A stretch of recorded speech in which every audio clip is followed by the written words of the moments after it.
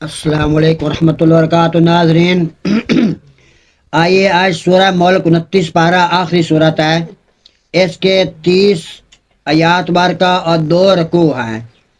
یہ سورہ ملک اللہ تعالیٰ نے فرمایا کہ جو بندہ روزانہ رات کی عشاء کی نماز پڑھنے کے بعد سورہ ملک کی تلاوت کر کے سوئے گا اور اسے موت آ جائے تو وہ اس کی قبر روشن ہوگی، اور یہ موت کی سختی میں بھی ساتھ دیتی ہے، اور کل قیامت والے دن یہ سورہ ملک کی بدولت اللہ تعالیٰ آپ کو ہم کو جنت میں جگہ دے گی اور جہنم سے چھٹکارا دلائے گی۔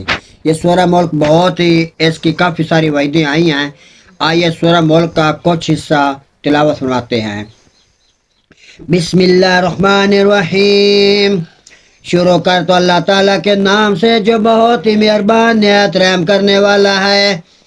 تبارک الذی بیدہ الملک وہو علی کل شیء قدیر۔ بہت برکت والا ہے کہ وہ تمام بادشاہی صرف اس کے ہاتھ میں ہے اور وہ ہر چیز پر پوری طرح قادر ہے۔ الذی خلق الموت والحیاة لیبلوکم ایکم احسن عملا وهو العزیز الغفور الذی خلق 7 سماوات طباقا ما ترى فی خلق الرحمن من تفاوت فارجع البصر هل ترى من فطور۔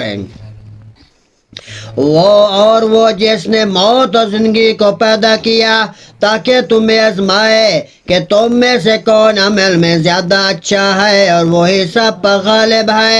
بے شک بخشنے والا ہے وہ جس نے 7 آسمان اوپر نیچے پیدا فرمائے، رحمان کے پیدا کیے ہوئے ہیں، تو میں کوئی کمی بیشی نہیں دیکھے گا۔